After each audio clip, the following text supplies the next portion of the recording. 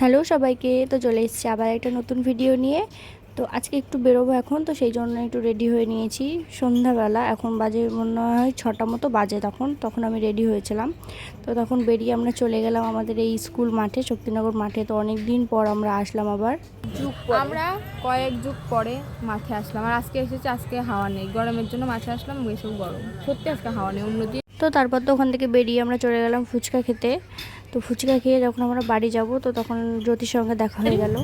ঢুকতেও বলে না, গেটও খোলে না, ঠিক আছে, দরজার সামনে দাঁড়িয়ে ডাকছে, গেট বন্ধ।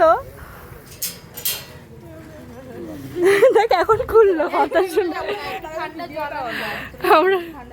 তো তারপর তোকে টাটা করে আমরা চলে আসলাম, ওদের বাড়িতে আর যাইনি।